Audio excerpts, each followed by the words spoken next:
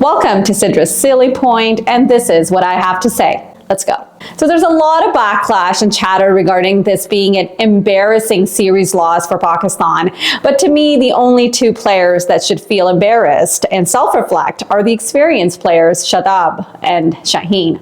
First of all, it's beyond anyone how someone who was literally removed from the team due to their below par performance and then can make their way back into the team as a vice captain without doing anything noteworthy in the domestic circuit. If his father-in-law cannot help him improve his bowling, I don't know who else can. There is still no alignment on whether Shadab Khan is a batting all-rounder or a bowling all-rounder, although he has consistently failed in both departments. The truth of the matter is no one actually knows if Shadab is selected as a batting all-rounder, a bowling all-rounder, or simply because he's the son-in-law of an ex-cricketer on the cushion of nepotism. I'm serious, it would be a great favor for the fans if we were just simply told the reason why. If it is because he's a batting all-rounder, as Shadab himself claims to be, then he made a total of 58 runs at an average of 14.5 across 4 of his 5 games in the series, and that too by selectively choosing positions to bat as a vice captain to get most money for his buck. If he is selected on the basis of him being a bowling all-rounder, then he has 1 wicket in his comeback series, leaking 143 runs in the series, the highest by a bowler in the series. If, on the other hand, it is on the basis of nepotism, connections, and being a son-in-law of Sufyan well, then that makes sense. But just say so.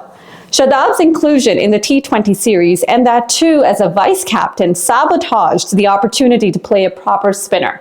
Sufyan Muqeem, a true find, was given a total of 2 overs in the final, dead rubber game of the series. 2 overs. But then again, 2 overs because New Zealand wrapped up that game in 10 overs.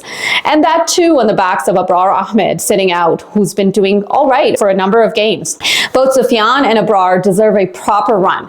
And had Sufyan been included in the Champions Trophy, things may have been a bit different. But let's come back to this series. Shadab Khan's inclusion was a deliberate barrier, in my opinion, a roadblock in building Pakistan's spinning options and improving bench strength. Anyone who disagrees is either a fan of Shadab or probably a relative of his.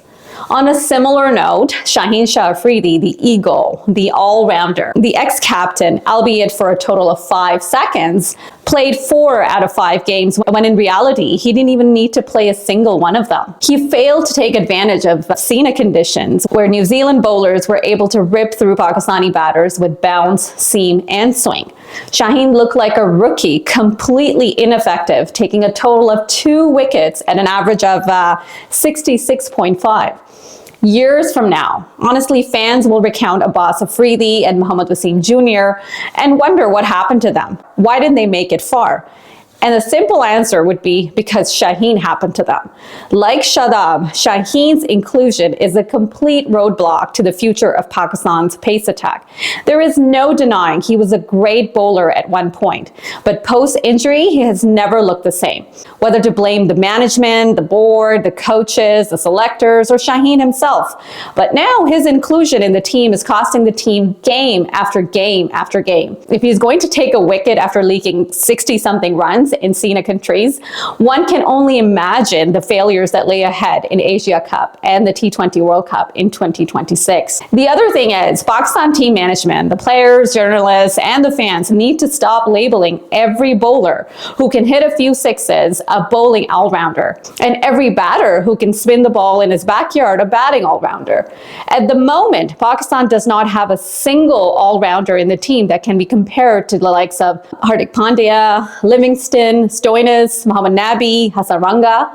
And because of stubborn inclusions of tried, tested, and miserably failed so-called all-rounders like Shadab Khan, Pakistan no longer understands the very definition of what being an all-rounder is all about. That's it for now. Let me know what you think about the video, and I'll have a little bit more to say about the series in my next video. Take care.